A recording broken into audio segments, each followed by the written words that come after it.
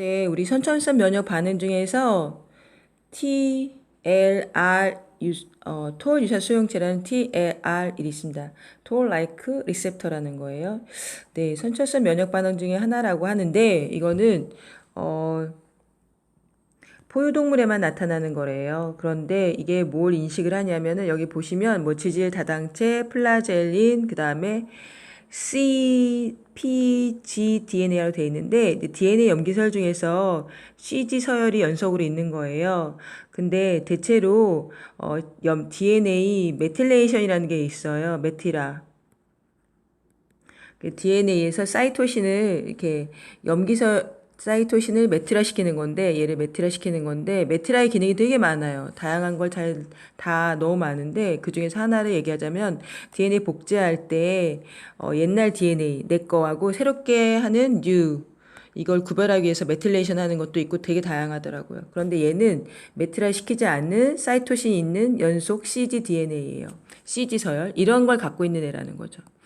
또는 RNA인데 더블 스탠드 이중가다 RNA예요. 이런 특이적인 것들이 있는 애들이 포유동물한테 있는 게 아니라 얘네들이 곰팡이나 또는 바이러스나 또는 세균 뭐 이런 애들한테 있는 거죠. 그러니까 이런 것들은 주로 뭐로 쓰여요? 병원체잖아요. 그러니까 이 병원체에 있는 이런 특이적인 것들을 인식해서 네, 얘네들이 반응을 하는 면역 체계를 갖는 선천성 면역 반응으로 토ll like 리셉터라는 게 있다라는 것도 하나의 네, 새로운 네, 면역 방어 작용 중에 하나입니다. 그 다음에는 이건 인간 림프계에 대한 나와 있는 겁니다. 어떻게 작동하는지 우리가 뭐 이렇게 우리 몸 안에 이렇게 전체 체액이 있다라고 한다면 그 안에 대체로 뭐 조직액도 있고 림프액도 있고 혈액도 있고 하는데 뭐 그런 구성이에요. 그냥 보시면 될 것 같고 얘는 내용이 할 게 없네요. 넘어가서 네 얘는 염증 반응입니다. 여러분들 우리가 방어작용을 할때 예, 비특이적 방어작용이 있었잖아요. 그 비특이적 방어작용 중에서 물리적인 게 있었고, 피부 같은 거, 그 다음에 화학적인 게 있었는데, 그 화학적 중에 하나가 뭐 NK세포 중에 하나 또 있었고, 염증 반응도, 또 항미생물 펩타이드 같은 것도 해당되죠. 염증 반응은 이제 상처가 생기면 이제 비만세포가 화학물질을 뿌려대고 이 화학물질이 이제 히스타민인 거죠. 히스타민이 혈관벽을 확장시키고 또 혈관벽의 투과성도 높아주고 그리고 혈류량도 늘려주고 그래갖고 이제 이쪽에 혈액이 많이 오는 거죠. 그래서 혈류량도 늘려주고 여러분 지난번에 누가 발표했어요. 혈류량도 늘려주고 또 혈관벽의 투과성도 높여주고 그리고 혈액이 이쪽으로 많이 모여서 얘가 이렇게 붓기도 하고 이쪽이 붙겠죠? 이쪽이. 네, 이렇게 되는 거. 네. 그래서 이쪽으로 혈관벽의 막의 투과성이 높아지면 이쪽으로 여기 있는 혈장액, 혈장액이죠. 네, 혈장액이 이렇게 나가고, 그다음에 백혈구도 이렇게 나가서 실제적으로 이제 식균 작용을 한다. 네.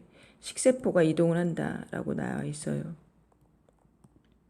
그래서 식세포가 이동을 하고 또 보체 단백질, 혈장에 있는 단백질이죠. 네. 그 방어작용을 도와주는 그리고 항미생물 펩타이드 항미생물 단백질 얘네들이 가서 여기 가서 네.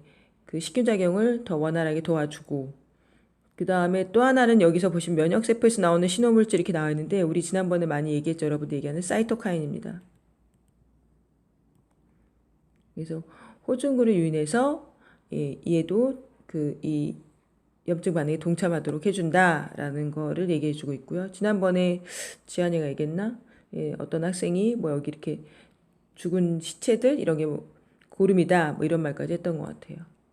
그래서 이 사이토카인이 또 다른 걸 유도하는데 그런 것 중에 하나가 뭐냐면 발열작용까지도 그런 발열작용이 일어나면 이제 그 체온이 올라갔으니까 식균이 더 원활하게 일어나는 거죠. 이런 염증 반응이었습니다. 여러분이 하신 거 그냥 한 번도 슬라이드를 안 봐서요. 보고 있습니다. 그 다음에 이거는 여러분들이 알고 있는 비세포인데 알고 있겠다고 생각하는 거는 여러분이 우리 항원 항체라는 말을 하잖아요. 그럼 항원은 이렇게 써주죠. 항체는 네, 이렇게 써줍니다. 에코 이렇게 써주는데 뭐 주로 항원을 우리가 이렇게 많이 쓰고요. 항체를 우리가 이렇게도 많이 써줍니다. 조그맣게 줄여서. 네, 항체는 여러분 지난번에 했던 것 중에 기억이 안 나실지 모르지만 T세포와 B세포가 있는데 T세포도 수용체가 있었어요. 이런 I자로. B세포도 수용체가 있어요. 이런 Y자로. 뭐랑 비슷하죠? 항체랑 비슷하죠? 그래서 결국 항체는 네, B세포의 수용체가 액성 상태로 여기 붙어있던 애가 이렇게 떨어져서 돌아다니게 되는 것. 그게 항체입니다, 여러분. 그래서 모양이 똑같아요. 수용체랑 항체랑 같은 거라고 생각하셔도 상관없습니다. 그래서 비세포 항원 수용체. 여기 이렇게 Y자 모양으로 되어 있는데 얘가 여기에 항원에 따라서 여기 항원 부착 부위인데요. 여기 어머나 이 위에가 네, 항원 부착 부위인데 이 항원 부착 부위는 네, 계속 바뀌잖아요. 누구 때문에 항원에 따라서 모양이 여기가 그래서 여기를 변이 영역, 뭐 여기는 불변 영역 이런 아무튼 Y자라는 것만 아시면 돼요. 네, 그래서 그 항원 수용체와 항체가 결합하는 거. 네, 그 여기 에피톱은 항원의 단편이라고 했습니다. 그리고 이 병원균에 있는 그 여기 항원의 단편에 이게 구조 맞춰서 결합하는 거. 항원 수용체 특이성. 항원 항체 반응의 특이성을 보여주고 있습니다. 그 다음에 이거는 네, T세포의 항원 수용체. 여기도 V 영역과 C 영역으로 나눠져 있어요. 자, 얘는 여러분들 우리가 면역 글로불린이라고 되어 있는 거. 이게 임뮤노 글로불린 이렇게 되는데요. 얘가 주로 뭐냐면은 이게 항체죠. 네, 항체가 엄청 다양한데 우리 사람의 유전자가 대체로 한 3,000개인가? 30,000개인가? 뭐 이렇게 있다고 해요. 인간 유전자가 30,000개인가 있는데 그 사람의 유전자 개수보다 네, 항체가 개수가 더 많대요. 인간 유전자보다. 그렇다는 것은 이 항체를 더 많이 늘릴 수밖에 없는 네, 무슨 현상이 일어나야 되죠? 유전자 재조합이 일어납니다. 유전자 재조합이 일어나는 과정을 이렇게 보여주고 있는 거예요. 여기에 뭐 V라는 것도 있고 뭐 J라는 것도 있고 여기엔 안 나왔지만 뭐 D라는 것도 있다고 해요. 그래서 이런 이제 유전자 이건 뭐 그냥 상징이죠. 네. 이게 무슨 의미가 있는지는 못 찾아요. 네. 그래서 이렇게 보시면 재조합 과정을 통해서 무작위로 선택된 V조각과 J조각 사이에 DNA 제거된다 했는데 여기 보시면 V39 그 다음에 J5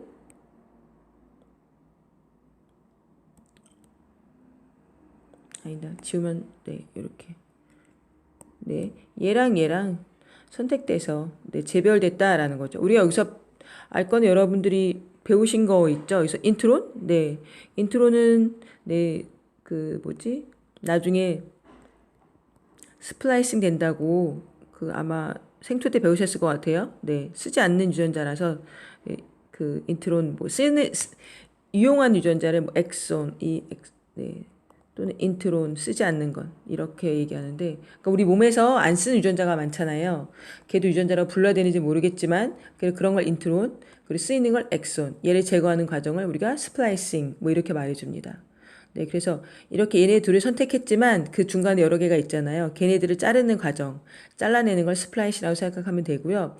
그 다음에 이제 인트론을 제거한 다음에도 우리가 뭘 하냐면은 이렇게 캡이라고 해, 캐핑이나 뭐 폴리에이 꼬리 같은 거 이렇게 이거 캐핑하거나 여기 A를 계속 붙이는 이런 작업을 하면 나중에 번역할 때 이제 유익한 거죠. 얘네들이. 나중에 리보솜 만날 때 얘네들이 자리 찾기도 하고 이거는 또 핵막에서 나올 때 유익한가 이래요. 다양한 기능이 있습니다. 그래서 이렇게 유전자 제조합을 통해서 만든다. 네, B세포의 클론 선택은 이제 항원 특이성이 다른 B세포들 이렇게 되는데 항원이 이제 붙은 것만 따로 네, 증식시켜서 얘만 만든다. 네, 기억세포가 나중에 백신이 들어오면, 네, 백신이 들어오면, 네, 기억세포를 만든다고 하잖아요. 그러니까 항체를 만드는 형질세포를 두고 그 다음에 기억세포를 만든 다음에 백신이 들어오면 아니라 백신을 넣은 이유가 이거 기억세포 만들려고 하는 거죠. 네. 그래서 이거는 B세포의 클론 선택. 예. 여러 가지 항원 수용체가 있지만 이 항원에 맞는 것만 선택돼서 이렇게 나눠진다. 그 다음에 이건 면역기억의 특이성입니다. 자, 이것 때문에 우리가 이제 백신을 맞는 거죠. 이것 때문에. 예. 그래서 항원 A에 대한 1차 면역 반응을 통한 항체를 해놓고 여기 항체 A가 생겼다는 건 이제 항원 A에 대해서 항체 A가 잠복기 있죠. 항원 A를 주사하면 잠복기 있고 항원 A가 제2차를 할 때는 네, 잠복기 없이 바로 생긴다는 2차 면역 반응. 근데 이 항원 B는 처음 들어왔기 때문에 잠복기 거쳐서 이렇게 나온다. 그래서 기억의 특이성, 그러니까 항원 A에 대해서는 기억하고 있지만 항원 B는 네, 기억한 게 없으니까 예, 당연히 처음 1차 면역 반응이 일어난다라는 걸 보여주고 있습니다. 네, 그리고 이거는 지난번에 이제 여러분들이 저랑 한번 했던 거예요. 안 해도 될 것 같긴 하지만 안 해도 되겠죠. 예, 하면 더 헷갈리시죠, 여러분? 당황스러우실 것 같은데.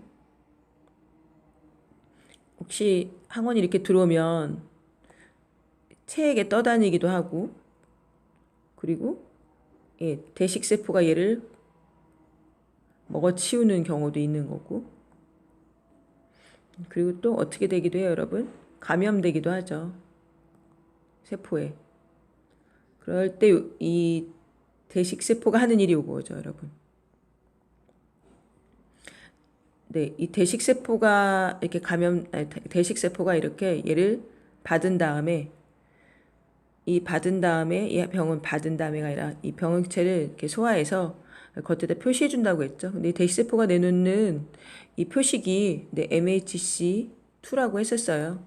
그래서 MHC2에다가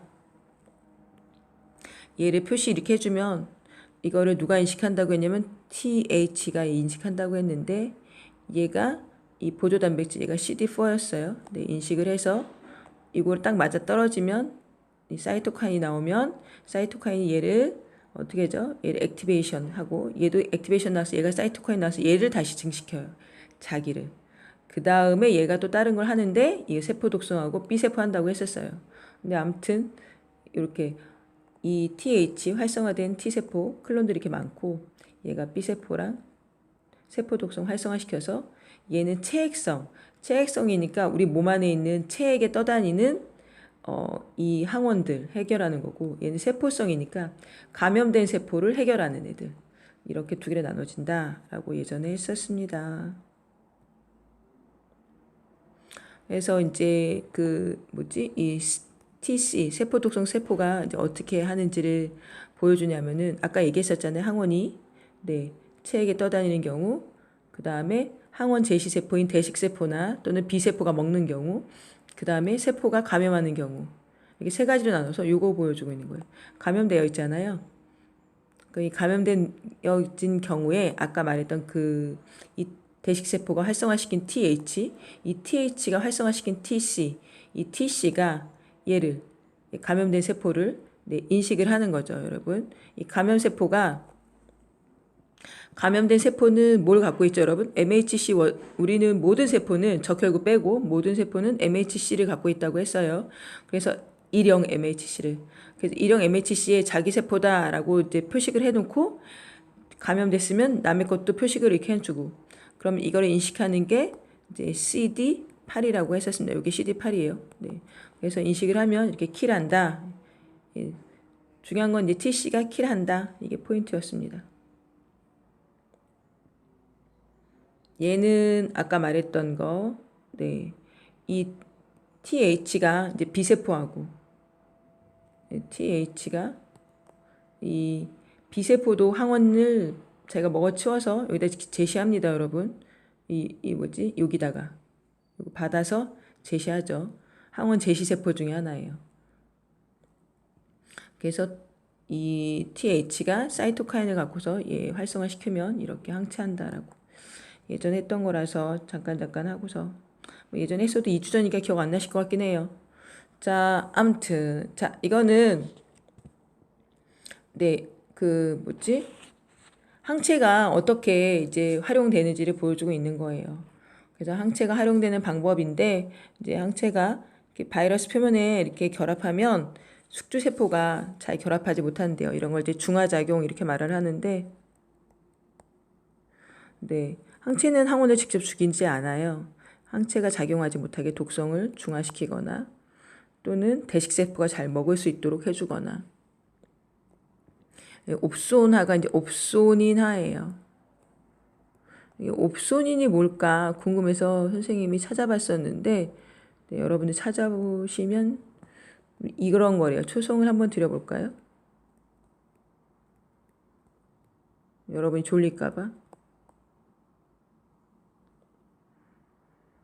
네, 이런 건 다 옵소닌이래요. 어떤 하나로 정해진 게 아니라 뭐 예를 들어서 옵소닌은 뭐 사과, 배 이렇게 디테일한 게 아니라 과일, 야채 뭐 이런 큰 물질이더라고요. 뭐 그다음에 예, 구멍 뚫어서 이게 세포 물과 이온 이거죠. 보체랑 합성을 해서 얘가 이 항원에 결합을 하면 여기 이렇게 물 들어와서 뭐 세포 파괴된다? 뭐 이런 것도 있습니다. 보체와 항체의 연합 공격이라고 생각하시면 되겠습니다. 네, 그 다음에 이거는 지난번에 누가도 얘기 안 했나? 네, 이건 전체적인 라인입니다. 전체적인 거. 여러분이 기억을 하실 필요는 없어요. 그러나 새로운 거는 이제 기억세포가 그 비세포만 있지 않다는 거. TH도 기억이 있고요. 기억세포가 있고요. TC도 기억세포가 있습니다. 네, 보이겠는 스킵하고 알러지만 잠깐 보려고요. 이 알러지는 맨 처음에 이제 우리가 그 항체가 종류가 여러 가지인데 제가 많이 본 거는 이제 5종류를 봤었어요. 그 중에서 이제 임뮤노글로빈 왜 안 되지? 네. 얘가 예, 알러지에 관련된 항체 중에 하나입니다. 그러니까 이렇게 꽃가루 같은 알러진. 네, 얘가 이제 뭐라고 쓰면 될까요? 이거를 알러진. 요게 알러지니까 여기에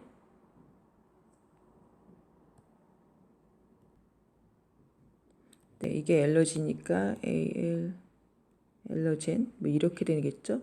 자, 알레르기 유발 물질입니다.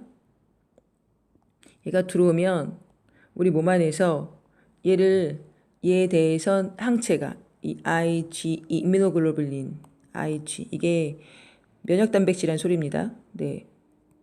이가 이제 생성이 되겠죠. 그다음에 얘가 비만 세포에 있는 수용체에 딱 결합하고 있어요. 그러니까 처음에 들어왔을 때는 얘만 만들어내요. 그런데 나중에가 이제 만들어낸 다음에 얘가 비만 세포에 있는 수용체하고 맞아떨어져서 임뮤노글로빈 E가 이렇게 결합되어 있는데 다시 또 들어온다는 거죠. 또 들어오면 이게 임뮤노글로빈 E라는 IgE랑 다시 또 결합을 하면서 얘네들이 그 다음에 뭐가 되려냐면 여기에 그 히스타민에 있단다. 비만 세포에 있는 이 과립 단백질들이 이 안에 히스타민이 있는데 여기에 있는 이 과립 단백질 담고 있는 이거 뭐라고 해야 되죠? 약간 소포 같은 얘네들이 탈과립 하가 됩니다. 그러니까 히스타민을 담고 있는 이걸 과립이라고 하면 되겠네요. 지난번에 뭐지?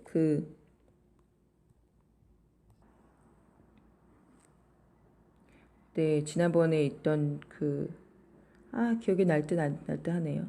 아무튼 자, 이 과립 안에 있는 히스타민이 나오게 된다는 거죠. 그래서 히스타민이 그 염증 반응 때 반응했던 혈류량을 모으고 뭐 이렇게 하는 그런 혈관벽을 그 확장시키고 이런 것 같은 히스타민 반응이 일어나서 예, 반응이 나타난다라고 생각하시면 되겠습니다. 알러지 반응이. 이거는 네. HIV는 이거 여러분 그 에이즈 바이러스잖아요. 그 에이즈 바이러스는 여기 보시면 이게 생긴 거죠. 그랬을 때 도움 T세포가 반응을 해서 얘도 이렇게 올라가고 얘는 그 누구지? 에이즈 바이러스가 이렇게 쭉 떨어졌어요, 처음엔. 그리고 항체도 이렇게 생겼죠. 빨간색입니다. 근데 이제 이게 파괴되기 시작하는 거죠. 얘가 하는 일이 그거니까 에이즈 바이러스가 이 TH를 킬하니까 아니 킬한다기보다는 이제 불활성화 시키니까 그래서 얘를 떨어지고 나니까 어떻게 되죠? 얘가 떨어지고 이 항체는 계속 있지 않죠, 여러분? 형제 세포도 그 라이프 사이클이 있어요. 죽어요. 좀 지나면은 사멸된다고 하죠. 항체도 마찬가지고. 그래서 얘 농도도 이제 좀씩 나중에 여기 이만큼 가지만 나중에 가서 이렇게 떨어지게 되고 이 도움 TH 농도가 좀 더 떨어지니까 HIV 바이러스가 점점점 어떻게 될까요? 예, 증식되는 이런 현상이 나타나서 진행되고 있습니다. HIV 바이러스가.